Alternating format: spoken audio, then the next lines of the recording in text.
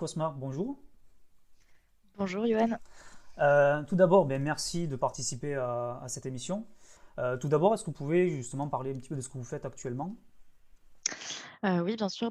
Actuellement, je suis, chef de projet confirmé chez Critel, qui est une société, d'hébergement et d'infogérance, de serveurs, informatiques, physiques et virtuels. Je suis chef de projet opération là-bas, je suis en charge, tant des projets d'installation, dont nos clients ont besoin. Ça va être, des grands comptes comme des petits clients, que ce soit, sur, le secteur bancaire, du secteur aéronautique, du e-commerce bien entendu, des ministères également et également sur, tous les sujets de sécurité où, on a des, mises à jour, majeures pour l'ensemble de nos clients, à réaliser, que ce soit, pour l'interne ou pour nos clients d'ailleurs, afin de pouvoir, leur assurer, la plus haute sécurité possible, actuellement. Voilà.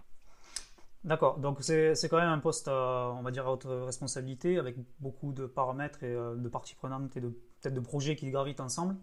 Par quelle formation, etc., vous êtes passé pour arriver à ce poste?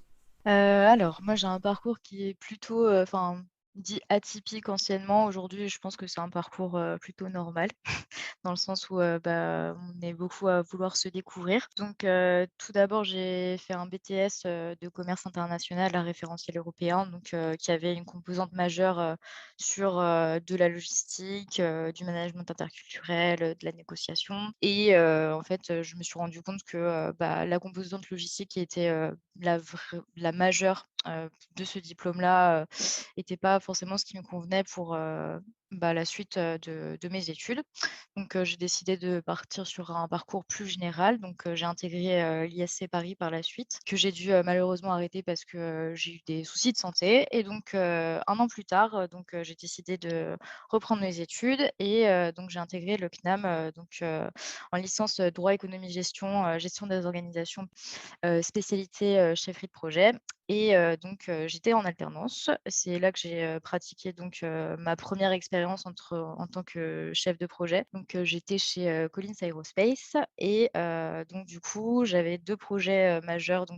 Le premier qui était, vraiment la création d'un processus, qui était inexistant au sein du service supply chain, afin de pouvoir, améliorer et optimiser ce service-là le second qui était de l'ordre du change management, au sein de ce service, pour, d'une part, incrémenter des indicateurs de criticité et de l'autre, pour, restructurer, une équipe il y avait, beaucoup de team building à faire. Voilà. Par la suite, j'ai pas souhaité de faire de master j'ai, aidé, pendant, 1 an 2 personnes, que je connaissais, sur des créations d'entreprises je me suis rendu compte qu'une création d'entreprise finalement c'était, très, très lié à de la gestion de projet parce que, il y a toute une projection, une anticipation, une planification à effectuer beaucoup de parties aussi à contacter pour pouvoir coordonner tout ça ça m'a presque donné l'envie d'être entrepreneur, à ce moment-là. J'ai préféré, attendre un petit peu parce que je m'étais rendu compte que, le secteur, l'activité de recruteur, en fait, était en train de changer, me paraissait un peu plus, humaine, en tout cas, de l'extérieur à mes yeux, notamment sur, la valorisation des soft skills pendant les recrutements. Du coup, j'ai souhaité, avoir une expérience, dans ce type de métier-là. J'y suis parvenue, simplement je me suis rendu compte que c'était un métier, qui avait une grosse composante commerciale aujourd'hui ça, correspondait pas forcément à mes aspirations et je dirais même peut-être à ma personnalité propre je j'ai pas souhaité continuer dans ce type de métier-là. Par contre, durant cette expérience, je travaillais pour, une société de services, qui, recrutait des freelances, à destination de grands comptes de l'aéronautique, de l'IT et autres j'étais très souvent en contact avec, des personnes issues de l'informatique je me suis rendu compte que c'est un secteur qui m'intéressait énormément dans lequel j'avais envie d'agir et de pouvoir, m'intégrer. J'ai décidé de postuler dans des sociétés, de ce secteur j'ai intégré, la société dans laquelle je suis actuellement, donc qui est Critel, j'y suis depuis, pratiquement 2 ans. Voilà. D'accord, super. Bon, c'est vraiment un parcours, on va dire, très très riche. On va faire un petit focus d'abord sur votre alternance, parce que ça peut être intéressant justement de parler de cette partie pour, en fait, pour détailler qu'est-ce que vous avez appris, parce que vous avez justement fait l'alternance, il y a beaucoup de personnes qui font de l'alternance maintenant, et de Mmh. pouvoir mettre en évidence ce que vous avez appris au CNAM et ce que vous avez appris comme outil ou comme méthode en entreprise, je pense que ça peut être intéressant parce que si vous étiez dans tout ce qui était un petit peu logistique ou change management, il y a peut-être aussi une petite partie de lean management qui serait peut-être intéressante d'aborder. Tout à fait. Pour redonner un contexte, sur ce qui se passait quand je suis arrivée dans cette entreprise, j'étais dans une business unit où, il y avait déjà enfin, il y avait une grosse restructuration, en termes, de direction déjà. Donc, à partir de là, il y avait un gros stress, qui était, sur les équipes, de production, de logistique, également puisque, dans ce type de métier-là, comme l'aéronautique, et là particulièrement pour les trucs de sauvetage, ce qui se passait, c'est que, la logistique en fait prenait souvent en fait «la responsabilité» entre guillemets, presque la faute, de la part de tous les autres parties que le matériel n'était pas remis à l'heure parce que, justement on était garant de la bonne livraison à temps des pièces et c'est vrai que c'était un service qui avait énormément de pression et on sentait, que, les collaborateurs de ce service-là, enfin, avaient une pression telle que, enfin, il y avait plus d'interaction sociale, en dehors, du bureau, plus de pause café parce que, trop de stress et l'impression que, tout le monde, «nous en veut» entre guillemets. Je parle pas de moi là, particulièrement, mais plutôt, des personnes qui travaillaient là depuis des années. Quand je suis arrivée, il y avait également une nouvelle manager qui était là depuis quelques mois. Elle m'avait, donc, recrutée dans le service. On avait constaté ça toutes les 2 et je lui avais proposé justement que, on essaye de restructurer un peu l'équipe, pour qu'il y ait, un nouveau, souffle de confiance en fait entre, au moins les membres de cette équipe-là pour qu'ils puissent se soutenir parce que, on constatait, vraiment que ça pouvait aller jusqu'à, des arrêts de travail pour certains, enfin parce qu'il y avait une pression monstrueuse, en fait.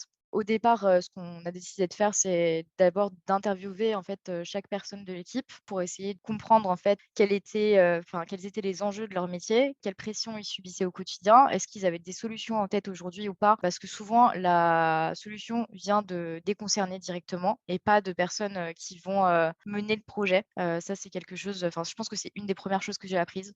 Pour moi, enfin, on a beau mener un projet et comprendre l'ensemble, si on n'écoute pas les personnes qui ont besoin justement de ce change, on va louper le projet. C'est une obligation. Il y a une grosse, grosse part d'écoute. Si je puis me permettre, Oui. on en revient, en fait, on en revient tout le temps à la base de la gestion de projet, c'est que quand on déclenche un projet, c'est parce qu'un besoin a été détecté, a été justement déclenché. Mmh. C'est un besoin qui a été exprimé par des utilisateurs ou un client, mais là, dans votre cas, c'était les utilisateurs de ces process, de pouvoir justement les accompagner dans cette transformation. C'était limite vital parce que sinon, ils ne pouvaient pas justement faire leur part du projet. Restructurer tout ça, c'était de les écouter, de savoir ce qu'ils avaient besoin, de pouvoir les accompagner, de pouvoir leur redonner du sens à ce qu'ils faisaient, et arrêter de les mettre sous une pression monumentale. Complètement, complètement, c'était tout à fait ça et leur donner aussi, parfois les outils, parfois, simplement, un espace pour pouvoir, stocker certaines pièces, c'était des pièces, en fait, qui repartaient très vite.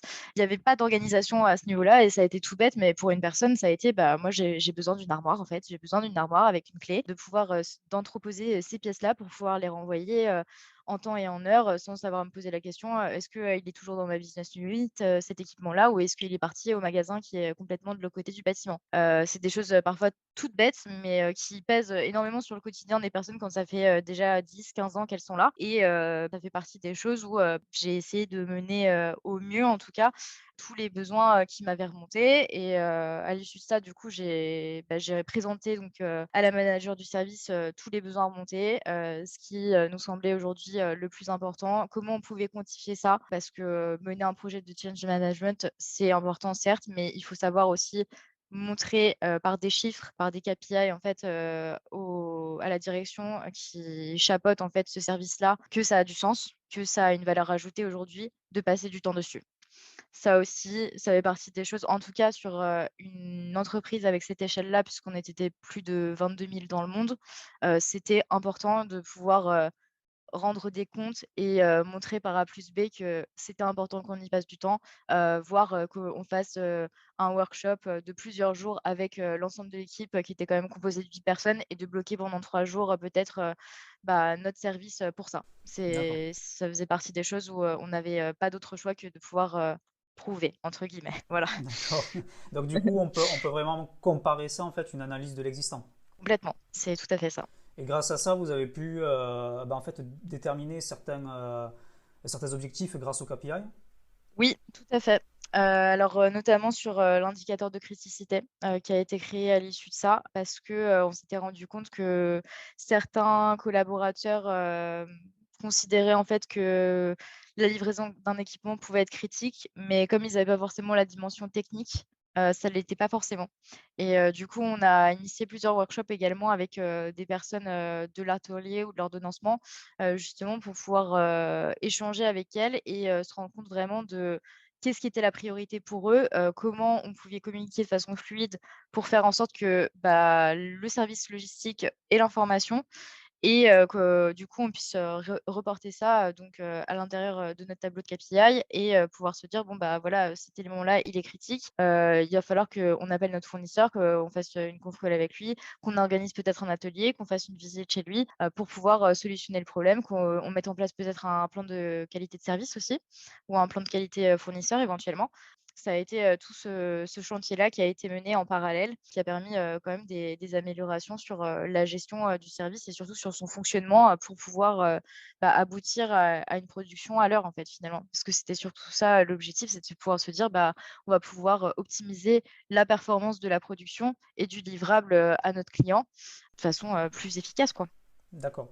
Et en fait, à ce moment-là, l'entreprise où vous étiez appliquait déjà du lead management?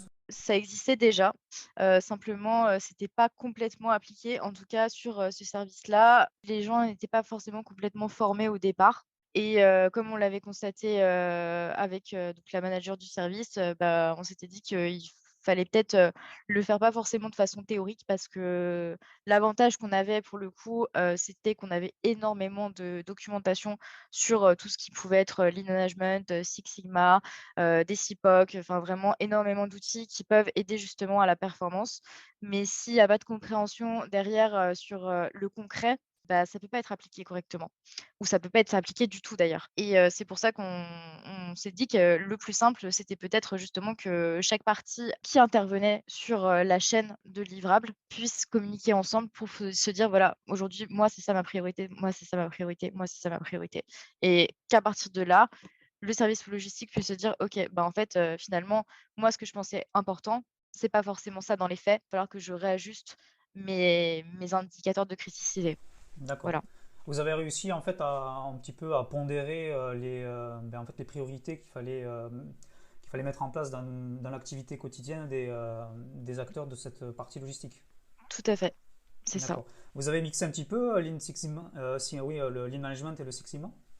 Alors, pour, Six Sigma, je ne l'ai pas implémenté, et je ne l'ai pas utilisé là-bas parce que c'est des process qui sont très, très longs. J'ai eu, simplement une lecture des fondamentaux à l'époque. Aujourd'hui, par contre, c'est quelque chose, qui m'intéresse beaucoup et je pense que, pour moi, ça fait partie du futur de la gestion de projet, ce type de choses parce que c'est de la performance c'est de l'amélioration de la performance produit, qualité, service et actuellement, je suis en train de me former à la ceinture jaune, justement, parce que je pense qu'à l'époque, j'avais pas le temps nécessaire, en fait, pour pouvoir, me m'investir pleinement. Pour ce qui est du lean, ça a été surtout, les conseils de ma manager, qui m'ont permis en fait, de pouvoir, optimiser en tout cas sur mon service, mais plus largement, ça fait partie des outils, et dans l'aéronautique en tout cas, ça fait Oui, c'est partie primordial, des ouais. basiques en fait. Mhm. C'est vraiment le basique.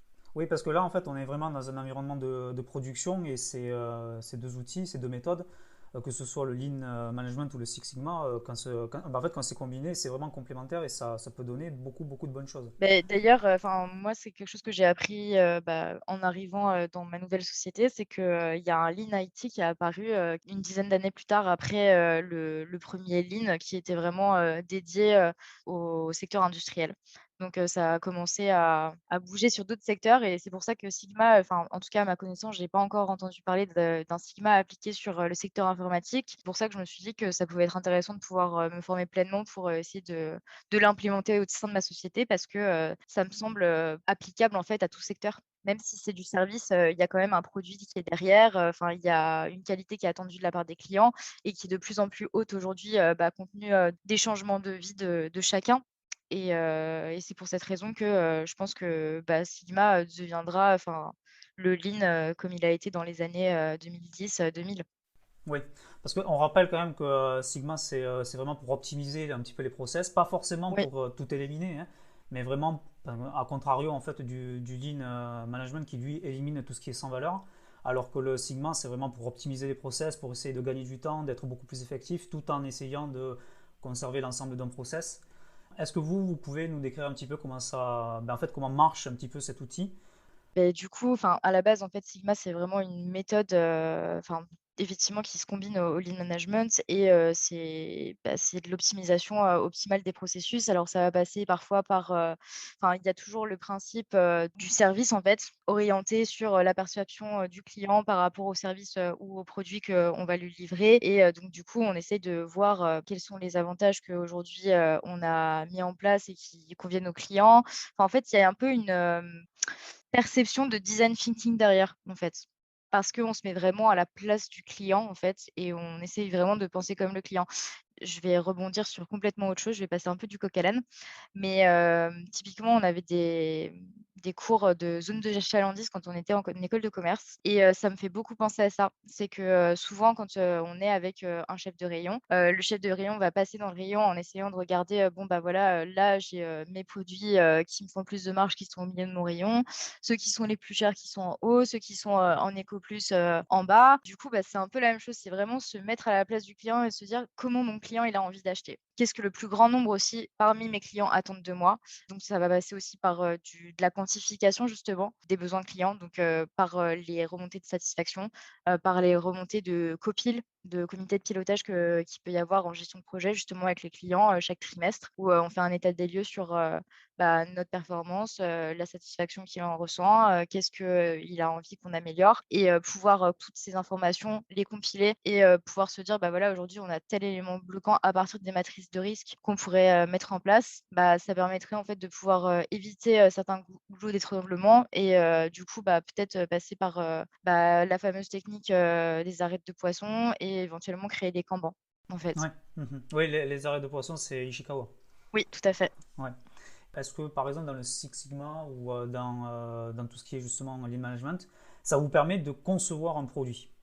Bah, oui, parce que les axes d'intervention, il y a quand même, la diminution des temps de cycle. Donc, est-ce qu'aujourd'hui on est capable, d'appeler un de nos fournisseurs et de lui dire: «Voilà, je voudrais qu'en 3 jours, tu me livres, ce que tu me livres d'habitude en 3 semaines?» Est-ce qu'on fait, du juste à temps? Et dans ces cas-là, on est sur du flux tendu. Est-ce que, bah, déjà, notre client est capable, d'absorber ce stress-là? En se disant: «Bah, peut-être que ça va pas bien se passer parce que ça reste humain» ou est-ce que nos équipes, elles vont, supporter aussi, ce flux tendu-là? Est-ce que, on va pouvoir permettre une amélioration, de la fluidité, mais aussi de la flexibilité de q tant de nos équipes que des clients?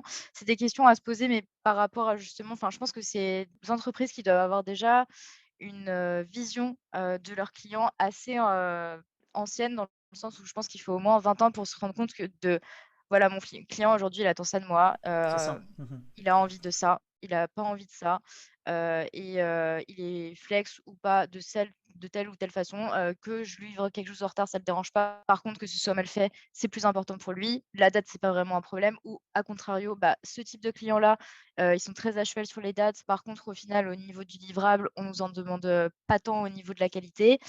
Ça n'arrive quasiment jamais, mais voilà, c'est pour donner un exemple. Je pense que connaître son client, c'est vraiment la base même pour mettre en place, la méthode Sigma, en fait. C'est le basique ça et ses fournisseurs, pour D'accord. le coup. Et grâce en fait avec cette méthode, on peut partir par exemple sur la rédaction d'un cahier des charges fonctionnel. Complètement, Ouais. complètement. Oui, oui.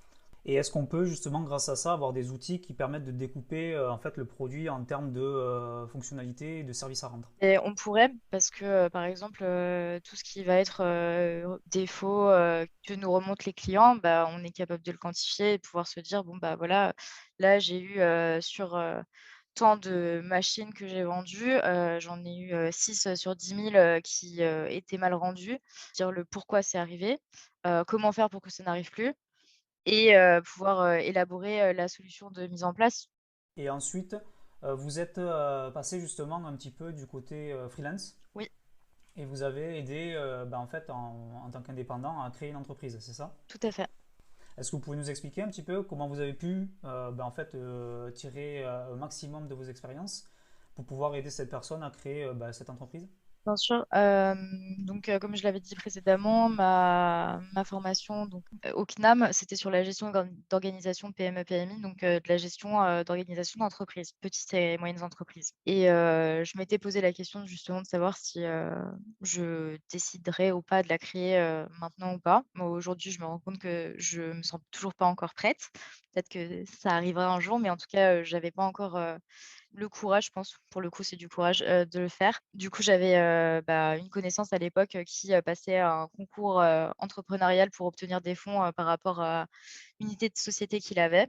À l'époque, c'était donc, une conciergerie, pour les expatriés européens, au Portugal.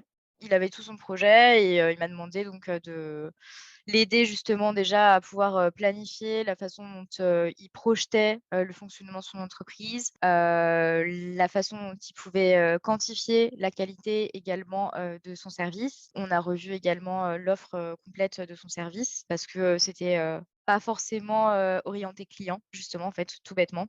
Et c'est vrai qu'on s'est beaucoup posé de questions, sur ce sujet-là et c'est quelque chose, qu'on a après, du coup, créé, alors immatériellement, mais du coup, on l'a posé sur un site vitrine pour, vraiment, étaler, les concepts, de cette future entreprise, comment elle allait pouvoir, fonctionner. On l'a fait sous format d'application sur, le fonctionnement pur de l'entreprise et sur le site web, on avait surtout fait du blog et des informations à destination des expatriés pour, pouvoir les aider, dans leur quotidien, ou même à leur arrivée, dans ce pays et à partir de là, sur, la partie, application, donc on a vraiment réalisé, l'analyse de l'existant, donc ce qu'on avait déjà, fourni pour, ce concours entrepreneurial, rédiger, les besoins clients, par rapport à des études, marketing, qu'on avait lancées via des newsletters, via des sondages, sur Facebook et autres. On a rédigé à l'issue de ça donc les spécifications, fonctionnelles par rapport à ce qu'on avait collecté, par rapport à la veille également qu'on avait réalisée et à la suite de ça, donc on a vraiment essayé d'intégrer, l'essentiel des informations, dans son dossier de présentation et également dans le site et l'application et c'est à ce moment-là que j'ai commencé un petit peu, à rentrer dans l'informatique, mais très légèrement puisque ça a été, une mission pour moi qui a duré, 4 mois et c'était hyper enrichissant. J'ai adoré travailler sur ce projet et d'ailleurs, ce projet a été, sélectionné et a été, récompensé en 2018, il a pu, obtenir les fonds pour, monter sa société et sa société existe toujours à l'heure actuelle c'était, plutôt une réussite. Voilà. D'accord, super. Et c'est là où en fait vous êtes vraiment rendu compte que toute action qu'on entreprend, c'est un projet et ça se gère de la même Tout façon. à fait, exactement. C'est tout à fait ça. Enfin, pour moi, entreprendre quelque chose, c'est devoir, planifier, quantifier, préparer, anticiper et effectivement, c'est de la gestion d'un projet. C'est créer une entreprise, c'est exactement la même chose. C'est nous avons le projet de créer une entreprise. Comment on va faire pour, mener à bien ce projet, pouvoir avoir le temps de tout faire sans se sentir débordé parce que, on a, au des papiers, au niveau, administratif, que des clients, que des prospects, que, du networking, que de la communication et cetera à réaliser et que, on est tout seul, voire 2 et puis c'est tout et puis qu'on n'a pas beaucoup de temps dans une journée. Voilà, c'est comment on fait pour pouvoir, dormir et pouvoir travailler de façon, optimale. Voilà, je dirais ça comme ça. C'est ça. Et il y a aussi en fait, cette dimension où on satisfait en fait l'utilisateur via le produit qu'on a créé, via ce besoin qu'on a détecté. Tout à fait. C'est tout à fait ça et je dirais même que quelque part, il y a aussi, l'envie Je pense que plus on croit en une idée, plus on croit en un projet et plus on est capable de trouver beaucoup de solutions pour convaincre ceux qui sont en face de nous, que ce soit des prospects ou des personnes qui vont participer au projet, de pouvoir adhérer. Ouais. Et après cette expérience, du coup, vous avez touché un petit peu aux philosophies agiles, vu que vous êtes parti dans l'informatique. Tout à fait. Alors, de loin, je l'ai fait il y a pas très longtemps, cette formation. D'ailleurs, je l'ai fait en décembre de l'année dernière. Et effectivement, en fait, je me suis rendu compte que bah, malgré moi, je le faisais un petit peu. Donc, c'était Oui, plutôt. Enfin, bon, je pense qu'on le fait tous en fait sans s'en rendre compte. Mais finalement, oui, enfin, c'est une flexibilité à avoir et de se dire, bah voilà, aujourd'hui, on a un utilisateur, on met l'humain en avant. Ça fait partie du manifeste Asile et bah, ça me semble important parce que moi, je sais que j'ai une façon de travailler qui fait que je m'intéresse aux collaborateurs avec lesquels je travaille. Pour donner un exemple, quand je suis arrivée dans la société dans laquelle je suis aujourd'hui, la première chose que j'ai faite, c'est que j'ai demandé à toutes les personnes avec qui je travaillais de déjeuner avec elles. Donc ça m'a pris plus de 2 mois mhm. sur l'antenne de Paris, puisqu'on en a pas mal à travers la France. Vous avez déjeuné avec combien de personnes? Une soixantaine, 70, je crois, Ouais. à peu près. Mhm. Je sais plus exactement combien on était à l'époque, mais je crois que ouais, c'était entre 70 et 80. J'ai eu 2 refus. Bon, c'est pas grand-chose. Ouais, Sur bon. 80, je trouve que c'est plutôt sympa. Mais c'était hyper enrichissant parce que ça m'a permis très vite de voir les visions de chacun, les comportements de chacun, les craintes aussi de chacun par rapport à leur métier, en tout cas à leurs aspirations de l'instant, puis surtout de pouvoir très vite comprendre le fonctionnement de la société à l'interne, pouvoir s'intégrer avec les équipes parce que elles discutent, bah, elles savent qui vous êtes en fait tout simplement et vous n'avez pas à vous présenter pendant un call client avec eux ou pendant une réunion interne qui est technique. Non, vous avez déjà pris parti d'aller de l'avant, d'aller les voir et d'aller vous intéresser à vous et enfin d'aller vous intéresser à eux, pardon et ça change tout, en fait. Enfin, pour moi, en tout cas, c'est la première fois que je pratique, cette chose-là. C'était, bah, un petit post, en fait, d'une, jeune américaine que j'avais vue qui avait fait, ça pendant son stage, il y a 4 ou 5 ans et je m'étais dit: «Bah, si un jour je retourne dans un groupe,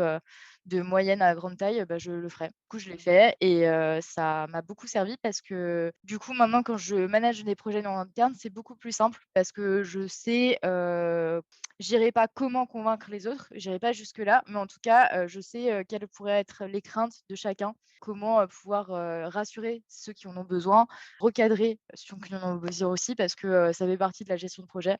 Parfois, il faut savoir, recadrer aussi, les différents intervenants qui sont, dedans. Pas forcément parce que, il y a trop de bavardage ou quoi, c'est même pas ça, mais simplement parce que, bah, on s'éloigne de l'objectif et que nous, on doit être justement ce chef d'orchestre qui permet, à ce que, les différents parties, puissent, jouer la mélodie et que tout se passe bien. Finalement, c'est un peu ça. De plus, ça vous permet bah, de voir un petit peu qui fait quoi dans le projet et de leur apporter ce qu'ils ont besoin aussi pour pouvoir bien effectuer leurs tâches. Tout à fait et plus largement puisque, enfin, comme je vous le disais, donc je me forme sur Six Sigma, c'est que ça me permet aussi de me rendre compte sur du client interne, quels sont les besoins. Parce que du coup, j'ai un partage des difficultés du quotidien, en tout cas sur, tout le service technique qui me sont remontés et qui me permettent de me dire aujourd'hui, bah, il y a peut-être cette solution-là à mettre en place, peut-être qu'en fait, on pourrait mettre, cette chose en place là aussi et en fait, c'est pour ça que je me suis dit à un moment donné que Six Sigma était tout indiqué justement pour, les enjeux en tout cas de la société dans laquelle je suis actuellement parce que, je pense que ça pourra, servir grandement tant à l'interne que, côté client. Voilà, Oui, c'est vraiment très, très utile, je pense, le Six Sigma pour vraiment recueillir le feedback des utilisateurs et complètement. en dégager vraiment beaucoup d'informations qui peuvent donner un produit avec beaucoup de valeur ou même enfin, un produit qui peut être physique ou organisationnel ou peu importe. Mais en tout cas, de pouvoir récupérer toutes ces infos, d'en ressortir quelque chose, de l'améliorer, ben, en fait, de faire cette amélioration continue qu'on peut retrouver dans tous les projets. Mmh, tout à fait. Après, c'est vrai que la seule chose que je dirais, enfin, moi en tout cas, c'est la sensation que j'ai, il y a beaucoup de gestion de projet, à l'heure actuelle qui n'ont plus la composante financière. Moi, je sais qu'actuellement dans le métier, dans lequel je suis, je ne l'ai pas et donc on associe ça à du service management, ce que j'entends. Mais je pense quand même que justement quand, on a cette composante Six Sigma en plus justement qui implique, qu'il y ait, du coup un plan de financement qui soit réalisé, en amont, ça permet de redonner, son rôle entier au chef de projet aussi. C'est quelque chose que je constate beaucoup, enfin sur, quand j'étais en recherche en fait tout simplement, sur, un métier de chef de projet, je me rends compte que la composante financière, elle est de plus en plus effacée, alors qu'il y a 10-15 ans, c'était, presque la composante majeure finalement de ce métier. Oui, ce que vous voulez dire, c'est que comme actuellement, on va dire, les chefs de projet sont écartés de la partie de la gestion du budget, Oui, tout à fait. et qu'en fait, il y a une entité qui existe et qui, elle, en fait, gère le budget, mais le problème, c'est que le chef de projet, actuellement, est entravé dans ses actions parce que si jamais il doit faire une action et qu'il doit demander l'aval de la partie stratégie budgétaire et qu'il n'a pas cet aval, ben, en fait, il ne peut pas avancer dans son projet. C'est ça, tout à fait et je pense que à moins qu'il y ait un chef de projet, leader, comme ça peut l'être sur du Sigma justement, où, on a un chef de projet en chef et des chefs de projet qui vont être plus sur la partie opérationnelle, c'est compliqué en fait de pouvoir, tout mener à bien parce que justement, il y a pas de décisionnaire en fait et c'est tout le problème, qui peut survenir quand, je admettons j'ai un projet interne, je dois commander, un serveur physique, pour optimiser, telle ou telle plateforme. Si j'ai pas, l'aval, financier, d'une personne, de mon entreprise, bah, je ne peux pas passer, cette commande. Voilà. En plus, ça rajoute, j'analyse ça comme ça, mais Mmh. je trouve que ça rajoute encore plus de responsabilité au chef de projet parce qu'évidemment, il a un projet à gérer, il doit déjà convaincre des utilisateurs qu'il va y avoir une grosse part de changement dans leur façon de travailler s'il leur présente une nouvelle organisation ou un nouveau produit. Mmh. Mais en plus, le chef de projet doit convaincre la stratégie, on va dire l'entité financière, que son De projet, l'utilité. Mmh, l'utilité mmh de mh. son projet pour qu'il puisse avoir le financement pour ensuite lancer son projet. Donc oui, c'est quand même, enfin, c'est l'une des contraintes qu'on a, que moi aussi j'ai constaté parce que quand j'étais dans certaines parties de projet, j'avais aucune main sur les projets, enfin sur la partie budget en tout cas du projet. Et je sais que ça peut être très problématique dans certaines configurations. Ouais. Mmh, complètement.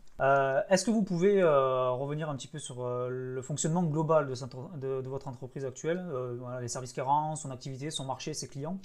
Écritel, c'est une société donc qui existe, depuis, plus de 35 ans, qui a des clients de tous horizons. Si je dirais ça très sommairement, c'est, d'héberger des sites internet, de faire en sorte, qu'ils soient fonctionnels, en 24 heures sur 24, 7 jours sur 7. Que ce soit ça peut être des sites internet, ça peut être des systèmes d'information, ça peut être des applications et du coup, on a un haut niveau de qualité qui est attendu de la part de notre client parce que, on est dans l'ère du digital. Donc forcément, un site qui marche pas, c'est de l'argent qu'on gagne pas ou, c'est de la visibilité, de l'attention qu'on ne récupère pas de la part, des utilisateurs de nos clients et également, bien sûr, il y a toute la partie, sécurisation de leurs données. Donc pouvoir, être certain qu'ils ont bien leurs données qui sont hébergées, en France, qu'elles sont bien protégées, qu'elles sont bien sécurisées. Je vais pas, m'étendre sur, ce qui pourrait survenir. On a eu un exemple, cette semaine, Oui. voilà. Mais typiquement, c'est notre cœur de métier, c'est vraiment ça, c'est avoir une haute disponibilité pour tous les services informatiques, qu'on propose à nos clients. Voilà. Ensuite, au niveau du fonctionnement, historiquement, en fait, c'est, un couple, qui sont, Thierry et Audrey Hulouaï qui ont créé cette société. Donc au départ, c'était, une assez petite société et qui a fini par grandir au fil du temps, qui s'est pérennisée, qui s'est endurcie et c'est vraiment une société familiale au départ. Donc ce qui est intéressant et c'est pour ça que justement j'ai commencé à me former sur, Six Sigma, c'est que, cette société-là a doublé quasiment sa capacité, rien que sur mon service, puisque je fais partie du département opération, donc département technique de cette société, elle a doublé ses effectifs en l'espace d'un an et demi. Forcément, les process, sont obligés d'évoluer puisque, il y a de plus en plus de monde, donc de plus en plus de questions et de plus en plus de choses qui, antérieurement fonctionnaient pas, mais ça allait parce que ça concernait que 4 personnes, mais aujourd'hui, ça peut en concerner 50. Pour moi, on est encore sur, une croissance, qui est correcte, malgré, Oui, notre la situation, situation. actuelle, voilà. Et c'est vrai que je pense que pouvoir, intégrer de l'optimisation, sur nos livrables, sur, la qualité, encore plus que ce qu'on fait aujourd'hui, ça peut être une vraie plus-value et surtout ça peut aider, énormément cette société à se structurer d'un point de vue organisationnel puisqu'elle est en train de grandir et c'est souvent ça qui se passe, enfin d'ailleurs on l'apprend quand on est en gestion de projet et en gestion des organisations plus largement, c'est que, le risque d'une, entreprise qui a une dimension moyenne, quand elle commence à grossir, c'est justement de ne pas avoir les bons process pour pouvoir, grandir correctement et pouvoir assurer une qualité de service, qui reste toujours la même et qui ne soit pas ressentie par les clients. Oui, c'est ça, parce qu'il faut vraiment pouvoir optimiser tous les process. C'est extrêmement pratique de pouvoir optimiser grâce à ces bonnes pratiques, ces outils qui peuvent fournir. Et on voit cette démarche un petit peu qu'on peut voir dans la philosophie agile d'adaptabilité en fait, d'anticiper, mais aussi de s'adapter en fonction des nouvelles données qui rentrent et d'appliquer certains process et d'optimiser l'ensemble de l'entreprise. Tout à fait et peut-être même, des fois de se rendre compte qu'il y a un process qu'on a mis en place, il y a 2 ans et demi, mais aujourd'hui qui Mhm. colle plus du tout à la réalité et qu'il faut complètement remanier, voire supprimer parce que, il a plus d'utilité à l'heure actuelle avec tous les autres outils justement qu'on a mis en place pour solutionner d'autres soucis. Mhm. Est-ce qu'il y a un des outils sur lequel vous vous appuyez peut-être constamment dans une des parties de l'application de la méthode? Alors moi de mon côté, ce que j'utilise le plus, surtout pour recontextualiser, aujourd'hui, sur, le département opération, donc en tant que chef de projet, on a des clients qui sont plutôt des petits et moyens comptes. Des comptes en fait qui n'ont pas forcément, acheté une prestation de chef de projet, mais qui en ont besoin, par rapport à une question de communication entre, les prestataires. Parfois, c'est juste, de la coordination dont il y a besoin et souvent, c'est, rassurer le client que tout est bien en train de se faire, tout simplement et que l'ingénieur, technique, qui est en charge n'a pas forcément le temps de pouvoir, procéder à une bonne communication avec celui-ci et ce que j'utilise du coup, c'est le CIPOC en fait, qui va enfin moi je l'ai, un petit peu adapté, aux besoins de mes clients dans le sens où, bah, que ce soit pour un audit ou, pour un projet d'installation, je vais, pouvoir, reporter, plusieurs, données. Bah, typiquement, nous, c'est des machines, donc je vais indiquer toutes les machines qui vont être concernées. Je vais mettre, les inputs, en fait, directement, donc quel est le problème qui a été remonté ou quel est le besoin que mon client m'a remonté ou quel est le point qu'un de mes ingénieurs m'a remonté pendant le build, qui est important que j'aborde avec, le client parce que ça pourrait poser problème pour la mise en production. Donc ensuite, une colonne d'action à mener, en fait, tout simplement. Est-ce qu'il y a une action dont qu'on doit mener ou pas? Est-ce que c'est juste de l'informatif? Donc la personne qui va être en charge, donc effectivement, quantifier si, ça va être, bah, un impact qui est bas, est-ce qu'il est médium, est-ce qu'il est haut? Et donc l'output, donc la solution qui va être mise en place et donc la finale, c'est est-ce qu'elle a été mise en place ou pas? Oui, non. Grosso modo, c'est vraiment, pour moi l'outil, enfin basique certes, mais vraiment qui aide beaucoup, beaucoup au quotidien et qui est très simple finalement. Non, en fait, c'est toutes les étapes d'un déploiement de projet, en fait. Tout à fait, c'est ça. J'ai tout résumé, sur, une slide en fait et c'est beaucoup plus simple que, d'envoyer parfois des projects avec des clients. Alors je dis pas bien sûr sur des projets qui sont, avec, des centaines de machines. Oui, c'est évident que c'est important de pouvoir, indiquer une planification de cette façon-là. Mais quand, on est sur des petits projets, des petits clients ou, des clients qui sont de taille moyenne donc, qui vont représenter, 15 à 20 machines, il n'y a pas forcément de nécessité justement, à utiliser MS Project dans ce genre de cas, en fait. Finalement, c'est pas forcément utile, ça fait plus perdre de temps qu'autre chose, aux différents parties, que ce soit, en termes de lecture, en termes de modification, parfois en termes de compréhension aussi. Parce que parfois on envoie des diagrammes de Gantt, à des personnes, qui n'ont pas forcément, l'habitude d'en voir, qui savent pas comment, Interpréter, ouais. le lire, Mhm. tout à fait, l'interpréter et ça peut prêter à confusion donc parfois un bon vieux tableau Excel, ça suffit largement pour, se faire comprendre et avoir une information fluide et je pense que c'est pareil, ça fait partie pour moi en fait, de l'initiative des méthodes agiles. OK, on a plein d'outils, mais est-ce que cet outil-là, il va vraiment me servir pour ce cas-là? Bah non. Dans ces cas-là, qu'est-ce que Et j'utilise? voilà. Bah, je reviens sur, quelque chose qui me semble plus adapté, pour, bah, ma situation. Oui, c'est ça. De plus, c'est beaucoup ce que disent beaucoup en fait les formateurs en agile, c'est que l'agile c'est quand même un cadre de travail et dedans on choisit les outils dans lesquels on va incorporer notre façon de travailler. Donc on va prendre ces outils, on va les utiliser en fonction de notre contexte, en fonction de notre client, en fonction de notre produit.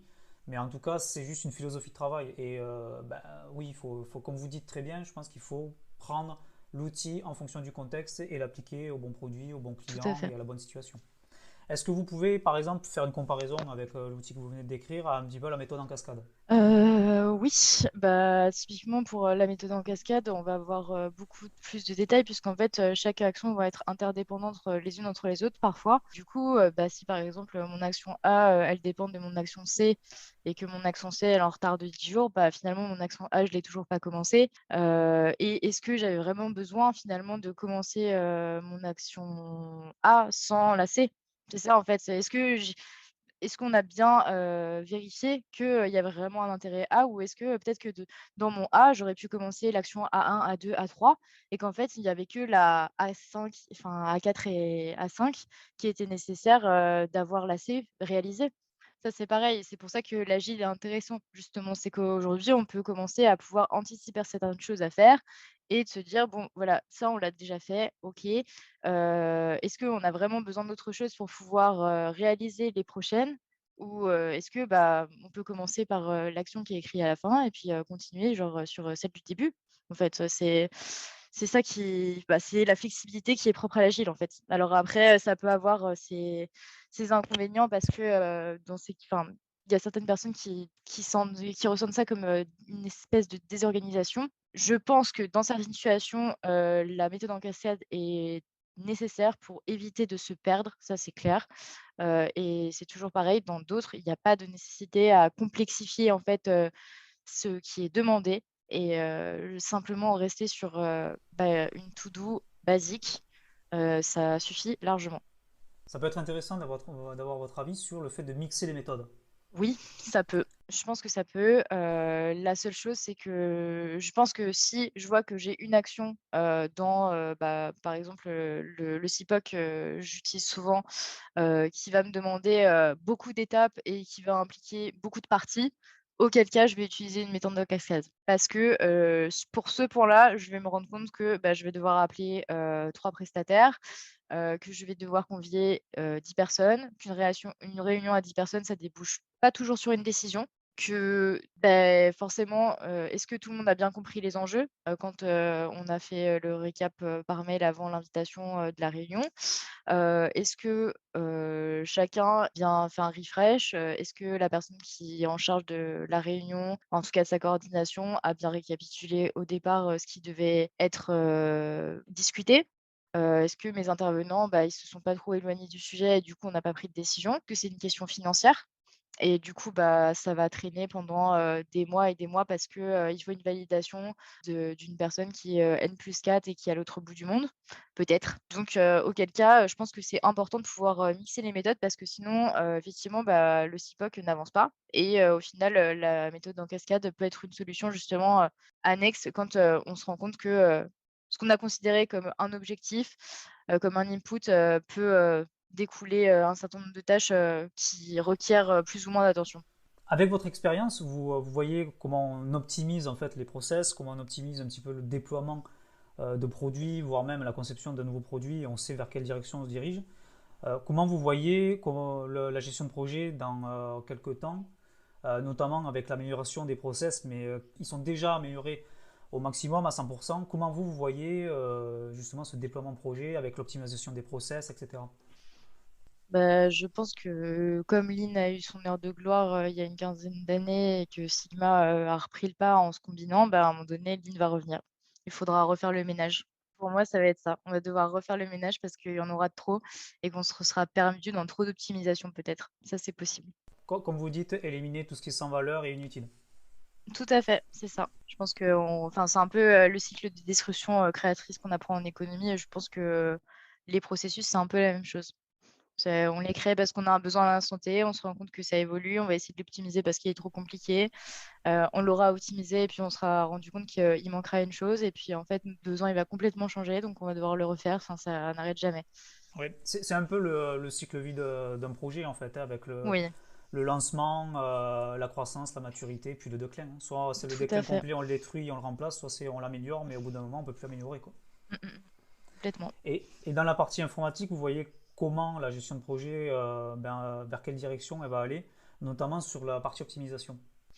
Justement, comme je vous le disais tout à l'heure, je pense, la méthode Six Sigma va prendre de l'ampleur, comme, le Lean a pu le faire. J'ai la sensation aussi, en tout cas, extérieurement, que toutes les méthodes, à du marketing, à de l'optimisation, de vitrines de sites ou ce genre de choses, en fait, va, se «démocratiser» entre guillemets, vers, enfin, tous les métiers de l'informatique. Parce que, malgré tout, il y a toujours ce besoin client et cette satisfaction client qui reste centrale Mhm. et justement, je pense qu'il est pas forcément, complètement, qui est pas exploité à son plein potentiel en termes de méthode aujourd'hui, à mon sens. D'accord. Mhm. Donc vous pensez qu'il y a beaucoup de technologies actuellement qui ont un avenir à l'amélioration, à l'optimisation, dans le but justement de servir aux clients et en fait, de dégager encore plus de valeur et de rentabilité, c'est ça? Tout à fait, tout à D'accord. fait. Vous voyez une évolution, par exemple, via cette pensée, cette analyse avec le Six Sigma? C'est une très bonne question. Je pourrais pas me permettre de répondre à l'heure actuelle, mais la conduite de changement existe déjà, donc je pense que ça devrait aller. L'apprentissage collectif, que c'est presque propre à l'informatique. Pour moi, enfin, des personnes qui pratiquent l'informatique, enfin, souvent, en tout cas, pour ceux que je rencontre aujourd'hui, c'est des gens qui sont passionnés. Le knowledge management, pour moi, il vient de l'informatique au départ parce que ça a été toujours de la coopération entre des personnes, voilà, je partage mon code et je vous le mets en accès libre. Enfin, le créateur de Linux, ça, c'était la même chose, il avait cette même philosophie-là. Du coup, là-dessus, je pense qu'on n'a pas à prendre, enfin, en tout cas, l'activité de l'informatique n'a pas à prendre là-dessus.